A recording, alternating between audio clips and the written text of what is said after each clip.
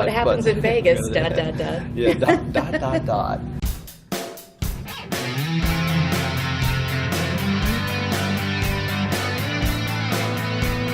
Okay, we are here with another live, not live, video edition of Crack the Customer Code. I am Adam Porg, and I'm here with my co-host, as always, Jeannie Walters. Thank you.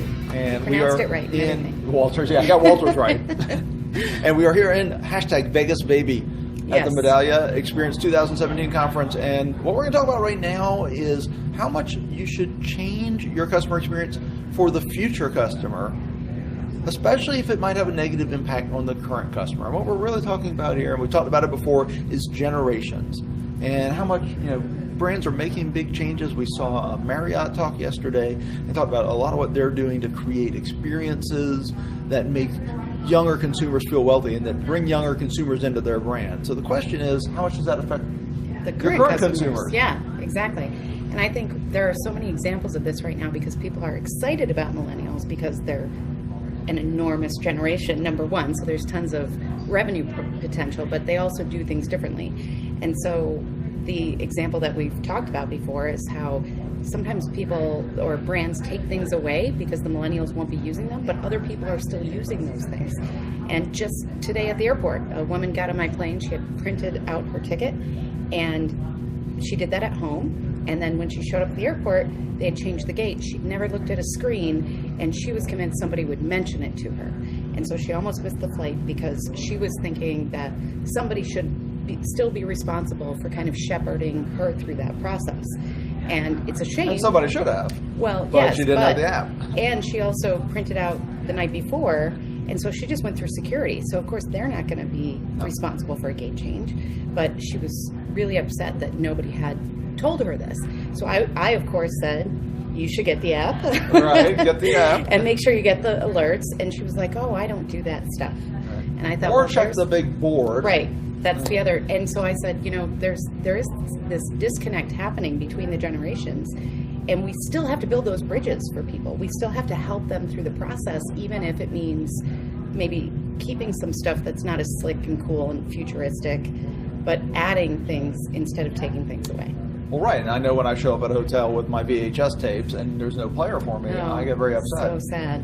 That's very difficult. They take a whole suitcase, don't they? They take a whole suitcase. That sounds really bad. A whole suitcase of VHS tapes. That you just watch in hotels. All right, this was taking a turn for the I don't know what happens in Vegas, ... Yeah, ...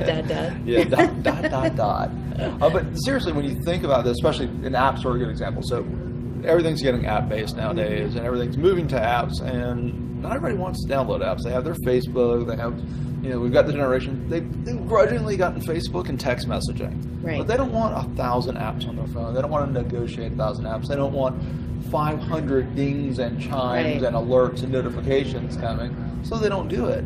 But for reasons of scale, for reasons of the future customers and where the market is moving, a lot of companies are moving their experiences to apps, to digital, to online. So what happens to those customers in the meantime? Well, I think it's a really good question to ask if you're in charge of those things. And the other thing about apps is they can tell you a lot about your best customers, but they don't always tell you about your infrequent customers because they're not going to be the ones who download an app. Only your most loyal customers will really take the time to actually download an app and keep it. Very true. So, I think it's 48 hours. 48 hours? One of the metrics I heard is that you have 48 hours to kind of prove yourself as an app before people go, oh, I want to do something else, or I'm running out of storage, and they move your app to the ether. Yeah, people are better than me because I just forget it's there forever. And then I have so many apps. 48 months later is when I've got them all organized. I live and die by my phone. I do too, but I do have some apps that need to see the garbage bin. So what have we decided here? I think we've decided that as you add things, as you look to the future with your customers, don't forget about your current customers who are still going to be with you for the near-term future, and make sure that you are actually paying attention to their needs as much as innovating around future needs as well. And you are very young, but we are only getting older here, and we are more and more Nice going to save. be those customers. And so this really matters to us on a personal level. So make sure you take care of the current generation. I will always be the hip, innovative consumer. So I don't know what you're talking about. And on that note, thank you for listening to Crack the Customer Code. Take care of yourself. And take care of your customers.